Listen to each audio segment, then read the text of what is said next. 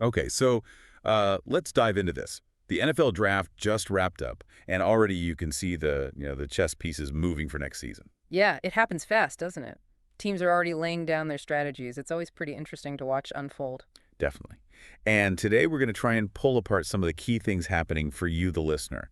We've looked at a bunch of analysis, including that NFL Live discussion on YouTube people were talking about. Right, lots of chatter out there. Yeah. So our goal here is really just to give you the quick, sharp insights, understand the draft takeaways, the team plans, player potential, basically your fast track to knowing what's really going on. Sounds good. So what are we hitting first? We're going to get into the Buffalo Bills Yeah. and their, well, kind of debated draft approach, Yeah. then the Washington Commanders and some stadium news, and finish up with the QB situations bubbling up in New Orleans and Seattle. Okay, yeah, lots happening there. These draft picks and moves, they really do send ripples, don't they? Affects the teams, the fans, the whole league narrative. Totally. Yeah. Everyone's trying to figure out the why behind the picks. And if it'll actually work out. Right. So let's start with Buffalo. They definitely stirred the pot a bit by not grabbing a wide receiver early. That seems to be the main thing people are buzzing about. It is, and it kind of makes you step back and think about their whole team-building philosophy, Are they plugging holes or just leaning into what's worked before? Exactly. And their GM, Brandon Beane, he tackled this directly, went on the radio and basically reminded people how everyone questioned the Josh Allen pick back in 18. Right, the classic "I told you so," but, preemptively. Yeah. And then he points to their offense, hmm mentions they just had that streak, was it 8 straight games scoring 30 points, led the league in scoring, Yeah, that was a stat he used. His argument being, look, the offense scores points even without Diggs all the time last year. Maybe the defense is where the real need is. which, if you look at how their seasons have ended, Against Kansas City, mostly. yeah, you can see his logic. Offense puts up points, but maybe they need that late game stop they haven't been getting. It's a gamble, though, isn't it? Relying on Allen to keep elevating maybe less dynamic receivers, especially in the playoffs against the top defenses, that's asking a lot. A stronger defense helps, sure, but Could be their Achilles heel. it could be. We've seen great QBs struggle when the weapons aren't quite there consistently. Yeah, and the NFL Live folks, they kind of echoed that. They liked the defensive picks, but felt, maybe the offense could still use that injection of pure speed out wide. Maybe find someone in free agency still. Right, they have size, they have slot guys, but that field stretcher, maybe it's still missing. It changes how defenses have to play you. It really does. Yeah. So, okay, the defense, first pick, number 30 overall. They take cornerback Maxwell Hairston. What's the deal with him? Well, what's interesting is his skill set. Led the SEC in interceptions a couple of years back, even playing through a shoulder thing later on. Okay. And the big thing, his college tape. He played a ton of zone coverage, like over 82% of his snaps. Which fits right into what Sean McDermott wants to do defensively, doesn't it? Very Yeah. zone heavy, kind of like Pete Carroll used to be. Exactly. It seems like a really hand-in-glove fit for their system. Plus, there was that little tidbit about him being the first draftee someone called right after he got picked, the ultimate hype man. Huh. Yeah, I heard that. Always good to have that energy in the locker room. Definitely adds something, even if you can't put it on a stat sheet. So after Hairston, they stick with defense in round 2. TJ Sanders, defensive tackle. What's the thinking there? Looks like maybe prioritizing pressure over sheer size. Yeah, seems like it. It feels like the trend now, right? Get pressure up the middle, disrupt the QB quickly. Maybe you sacrifice a bit of run-stuffing bulk, but getting after the passer from the interior is huge.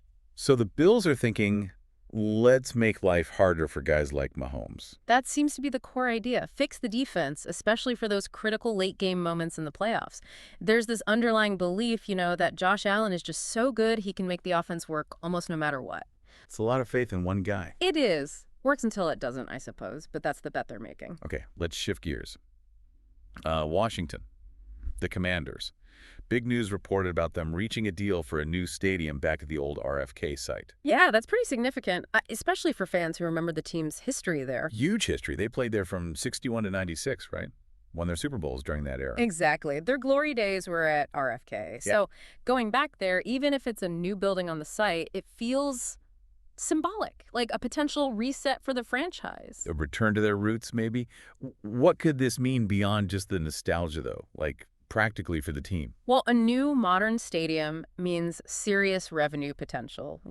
Luxury boxes, sponsorships, all that stuff. That extra cash can really help long-term attracting free agents, better facilities, reinvesting in the team, makes them a more attractive place to be. Right, right.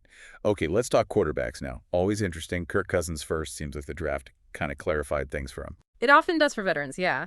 A lot of teams that maybe needed a QB went and drafted one. So the potential landing spots for Cousins as a guaranteed day one starter, they probably dried up a bit. Makes sense. So the buzz is it's looking more and more like he's sticking with the Atlanta Falcons, going to Yeah. be their starter going into camp. Seems the most likely scenario now. Okay. Then there's Derek Carr in New Orleans.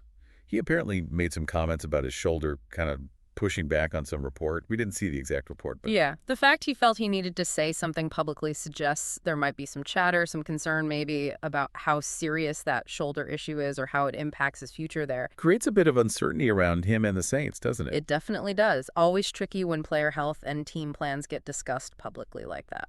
And speaking of the Saints QB room, they added another piece in the draft, Tyler Shuck from Louisville. Right, and ESPN had actually linked them to Shuck and Jackson Dart too before the draft, so there was some smoke there. Apparently his Senior Bowl performance really helped his stock, gave teams a good look. Yeah, seems like it really boosted him. And what people liked was his processing. He seems to diagnose things quickly, good arm too, and he's definitely athletic. You saw that touchdown scramble. Yeah, he can move. But the question is, with Carr's shoulder maybe being an issue and a new coach there, how ready is Shuck to play, like right away? That's the million-dollar question with any rookie QB, isn't it? But the positive notes on him were his experience in different offensive systems in college, and he's seen as pretty mature. That adaptability, that maturity, those are big pluses. Yeah. Suggests he might pick things up faster than some other rookies. Could be. Definitely assets for a young quarterback coming into the league. Okay, last stop, Seattle. The Seahawks drafted Alabama's Jalen Milroe. This one feels like it has some serious excitement around it. Oh, yeah. The physical tools are just wow. Mel Kiper Jr.'s description was pretty vivid. Something like he toys with defenders when he runs. Huh? Yeah. He's got that size, like 6'2", 217, but apparently runs like a track star, like in the 4.3s. It's a wild combination. Like a power back who also has legit deep speed. But the knock on him is accuracy, right? His college stats were kind of up and down after a hot start last year. Exactly. That's the big development area. Threw a lot more picks later in the season compared to the start. Consistency as a passer needs work. So why is Seattle maybe a good spot for him? Well, they have Sam Darnold there now, but he's not really seen as the long-term answer, probably. So Milroe doesn't have that immediate pressure to start day one. He can sit, learn, develop that passing game. He gives him some breathing room. Right, and there's this comparison floating around, like a turbocharged Taysom Hill in their offense. Ooh, interesting. So they might see a unique role for him, use that athleticism creatively. Seems like it. That kind of player can really stress a defense, create mismatches if you use him right. Adds a whole different dimension. Okay, so let's kind of wrap this part up.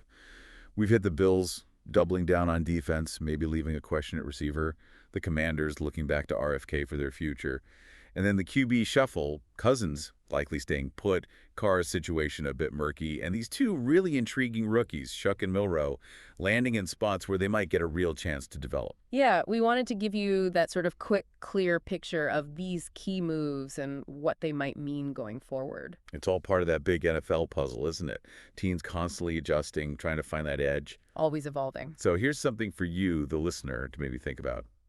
With the Bills, right, their offense scores a ton. Is loading up this much on defense the final piece for a Super Bowl run? Or is not having that clear-cut, top-tier new receiver going to bite them against the best teams? And on the flip side, what are fair expectations for rookies like Shuck and Milroe?